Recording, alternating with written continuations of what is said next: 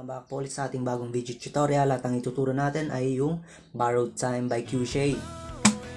Yung aking kapo nilagay ko sa pangalawang fret ng aking gitara. Sa mga walang kapo guys, pilitin yung bumili. Kasi kailangan ng kapo. Kung gusto nyo mas madali yung mga chords na gagamitin, ay dapat meron kayong kapo. Okay, simulan na natin. Yung intro nito guys ay 3 chords lang. Tugtugin ko muna para meron kayong idea kung paano yung ituturo ko.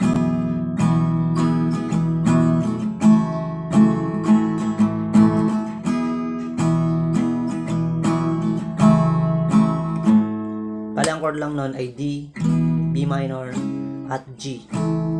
Pero nakita nyo naman ay meron tayong ginagawa dun sa kanyang intro. Dito sa D ay ganito. Nakita nyo, inaangat ko yung aking middle finger, diba? Meron kasi tayong naririnig na gano'n dun sa part ng kanyang intro, diba guys? Yung pag-strum naman dito ay 4 counts. Ito. Pakita natin yung down, down, up, up, down, down, down, up. Yan. Down, down, up, up, down, down, down, up. Ito naman sa B minor guys. At G ay tig 2 count sila. Bali naghati sila. Ibig sabihin yan, dito sa part ng B minor ay ang pag-strum dyan ay 2 down. Tapos dito sa G ay up, up, down, down, down, up. Bali naghati sila.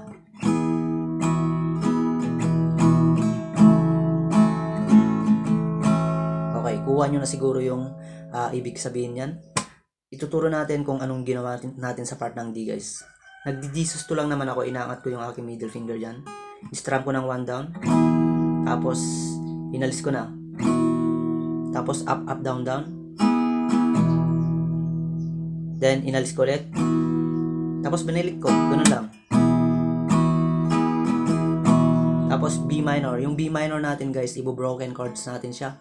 Dito lang naman sa part ng intro niyan. 2 string lang. Parang G over B position siya. Yan. Yung second string ko ay nasa 3rd fret. Yung ring finger ko yung ginamit ko. Tapos yung intuturo ay bass ng B minor. 5th string, 2nd fret. Yan, 2 strum lang. Tapos lilipat ka na sa G. Yung G natin, 2 string lang din yung pinindot. Naka-steady yung ring finger ko doon, 2nd string. Tapos yung bass lang ng G. Yan. 2 string lang. Okay?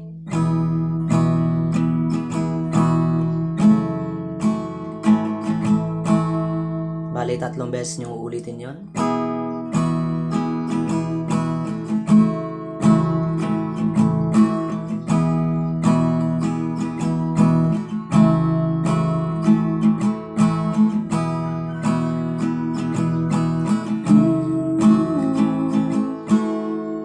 Kadali yung intro niyan.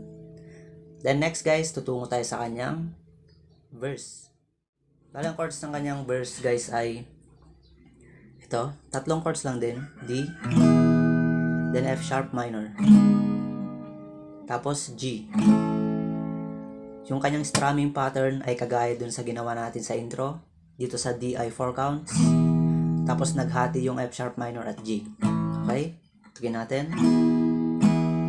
Every fire needs mending, every star's tonight, like a sunrise and a sunset. This is how it. Then next doon ay tutuloy na yun sa kanyang interlude. Chords ng intro guys, pero isang ikot lang.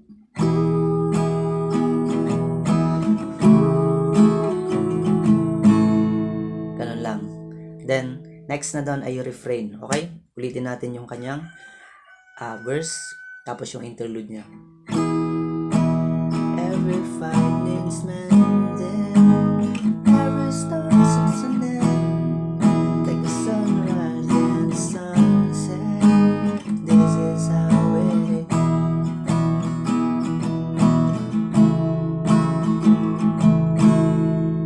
Yan, tapos next, refrain. Ang refrain naman niya guys ay parang same lang din sa kanyang verse, nadagdagan lang sa dulo ng A at G. Tugtugin natin. Yung pag-strum, kagaya dun sa verse kanina. Love on borrowed time, never be yours, no mine. I need you like you need me. Wait on A. Dito sa A, ang pag-strum ay puro bagsakan dito. Tapos G, bagsakan din, down lahat. Okay, ulitin natin. Love on borrowed time, never be yours, no mine. I need you like you need me. Wait on.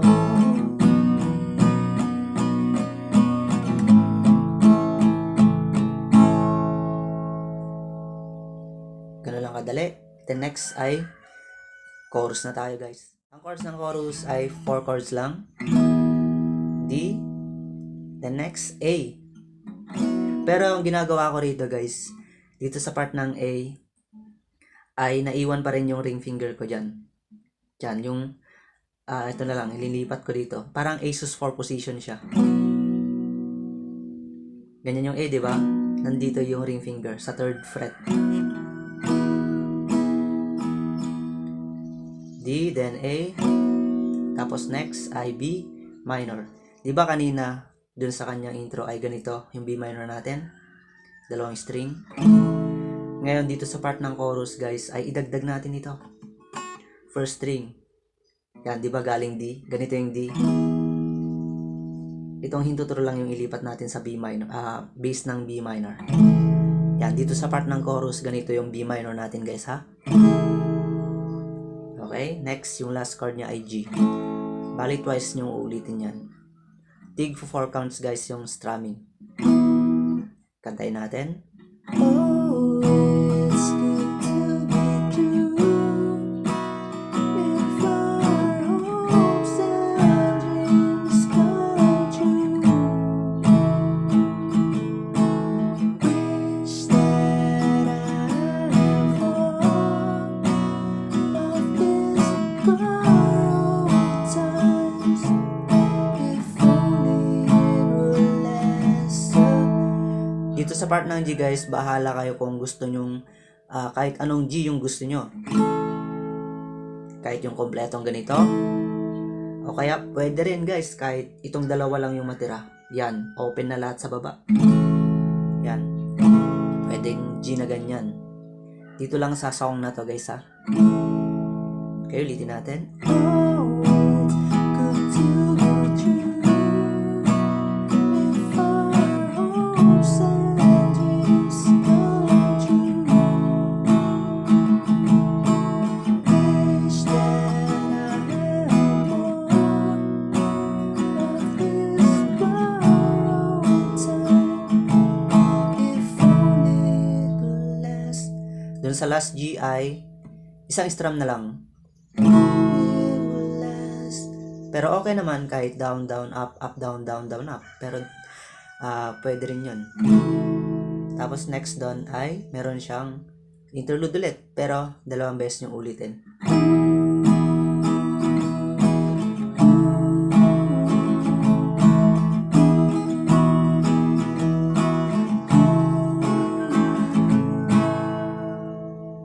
Ganun lang kasimple, guys. Then next ay second verse na. Pareho lang naman yung mga chords na ginamit doon. Tapos yung refrain niya. Pero walang nasingit na interlude. Diretso na yun sa kanyang refrain, guys. Tugin natin. It's bitterness inside. It's empty space I just know inside. Living a life. Then diretso na yun sa kanyang refrain. Love on borrowed time. You'll never be yours, no mine. I just close my eyes.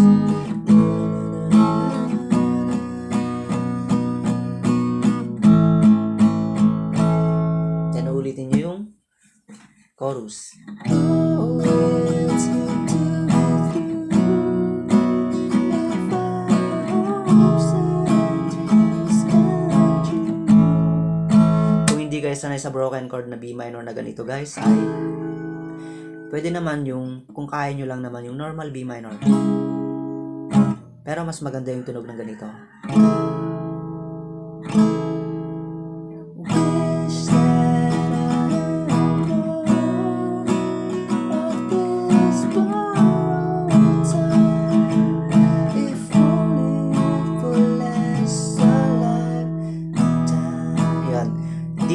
babagsak kayo sa D. Magbababad sa D dito kasi papasok yung kanyang bridge. Ang pag-strum dito sa part ng D ay puro down lahat. Then next, tutungo tayo sa kanyang bridge. Okay, ang kanyang chord sa bridge guys ay ganito, F, G, then D. Ganito. Now that you gone away. O kaya D sus2 guys. Yan, nakalagay dyan D sus2, di ba? Yan, D sus2 naka-open lang yung first string. Naka-D, alisin mo lang yung middle finger. Ganito yung D sus2. Yan, i-open natin yung first string dyan. Mas maganda yung ganyan. Okay? Now that you gone away. Yan, bababad sa D, sus2. Then F ulit. You seem so close by yours. Then ito, A sus4. Alam nyo na siguro yung A sus4, di ba? So, then A. Doon sa A ay isang bagsak na lang. Ulitin natin. Now that you gone away.